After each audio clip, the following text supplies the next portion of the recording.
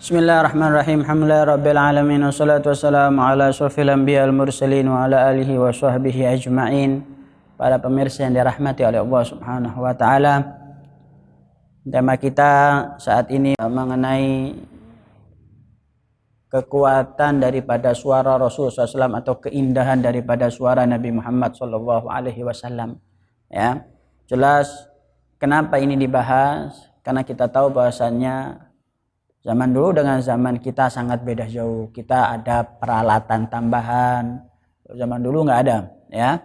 Maka seorang muballigh itu ketika suaranya kuat, suaranya indah itu menjadi poin tersendiri bagi orang-orang yang mendengarkannya. Ya. Disebutkan oleh Anas radhiyallahu taala anhu. Kalau beliau mengatakan ma ba'atsahu nabiyyan illa hasanal wajhi hasanas saut wa kana nabiyyukum ahsanuhum wajhan wa ahsanuhum sautan sallallahu alaihi wa ala alihi wa sahbihi wasallam. Kata sahabat Anas radhiyallahu taala anhu beliau mengatakan tidaklah Allah taala mengutus seorang nabi kecuali mempunyai wajah yang indah dan suara yang begitu merdu, ya. Wa kana nabiyyukum, dan ada nabi kalian sallallahu alaihi wasallam ahsanuhum wajhan, orang yang begitu tampan, begitu indah wajah Nabi Muhammad sallallahu alaihi wasallam. Semoga kita diberi kesempatan untuk memandang wajah beliau di dunia ini. Amin ya rabbal alamin. Wa ahsanuhum sautan, suara beliau begitu indah.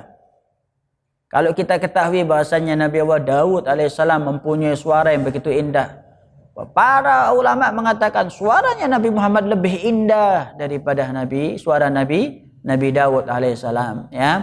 Hanya saja kalau suara Nabi Daud alaihissalam, siapa yang mendengarkan bacaan daripada Nabi Daud alaihissalam, ada di antara mereka yang spontan meninggal, wafat, ini segala macam, ya. Tapi semua orang yang mendengarkan suara Nabi Muhammad sallallahu alaihi wasallam tambah cinta kepada Rasul sallallahu alaihi wasallam, ya. Bahkan wa kana sautu Rasulillah sallallahu alaihi wasallam yablughu haitsu la yablughu sautu ghairi. Diceritakan suara Nabi Muhammad sallallahu alaihi wasallam nyampe melebihi daripada suara yang lainnya, ya. Sampai diceritakan, ya, khatabana Rasulullah sallallahu alaihi wasallam hatta asma'al awatika fi khudurihinna.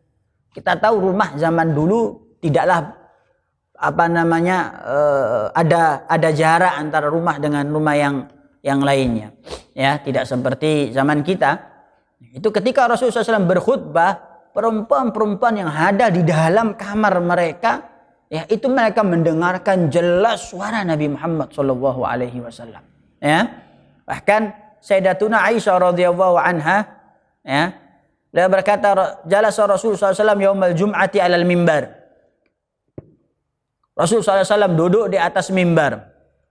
Fagala, maka Rasul berkata untuk orang-orang yang hadir, yang ada di masjid saat itu, di masjid Nabi SAW, ijlisu. Maka kata Rasul SAW, duduklah kalian. Fasami'a Abdullah ibn Rawaha wa huwa fi bani ghanamin. Abdullah ibn Rawaha saat itu ada di daerah yang jauh, di daerah suku Bani Ghanam, ya. Itu beliau menceritakan bahwasanya di jam itu, di saat itu saya mendengarkan Nabi Muhammad SAW mengatakan duduklah kalian, maka spontan saat itu ketika saya mendengarkan saya ikut duduk. Padahal yang dimaksud oleh Rasulullah adalah untuk orang-orang yang ada di dalam masjid. Suara beliau nyampe begitu jauh sallallahu alaihi wa ala alihi wa sahbihi wasallam. Ada hikmah sedikit yang mungkin bisa kita fahami. Kenapa begitu kuat suara Rasul SAW. Rasul berbicara tanpa mengangkat suaranya, tapi bisa terdengar jauh suaranya Rasul SAW. Jangan salah paham, ya. Bukan berarti suaranya Rasulullah jauh itu berarti beliau mengangkat suaranya atau berteriak, enggak. Rasul SAW berbicara biasa saja, tapi bisa didengarkan oleh orang-orang yang posisinya jauh dari Rasul SAW. Kenapa? Karena beliau mensyariatkan. Jangan sampai ada salah satu sahabat salah mendengarkan karena kurang jelasnya suara Rasul Shallallahu Alaihi Wasallam. Dan suara para anbiya selain daripada Nabi Muhammad pun juga jelas, kuat suara mereka, ya. Terlebih lagi suara Rasul Shallallahu Alaihi Wasallam. Jelas karena Nabi kita adalah Nabi yang nomor satu, ya, maka suaranya pun juga suara yang paling terindah di antara suara-suara para anbiya yang sebelumnya dan terkuat di antara suara-suara para anbiya sebelumnya.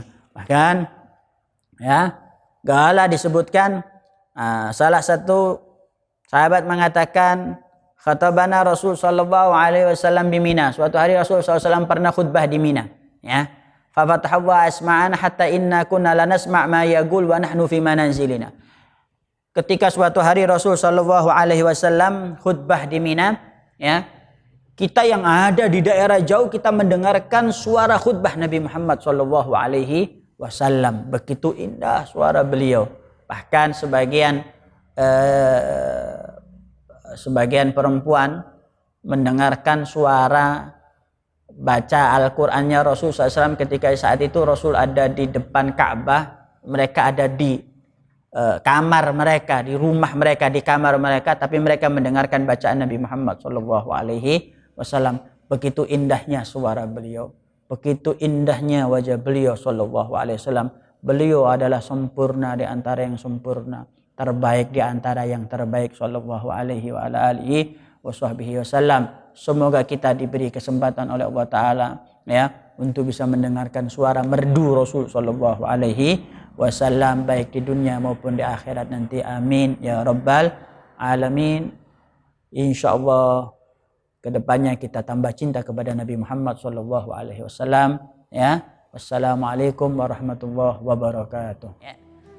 Rasul Shallallahu Alaihi Wasallam mempunyai tipe yang kalau beliau marah ini, ya, orang yang paling tidak gampang marah. Tapi ketika beliau marah, cepat beliau hilang kemarahan beliau atau muncul sifat ridho beliau Shallallahu Alaihi Wasallam. Kenapa?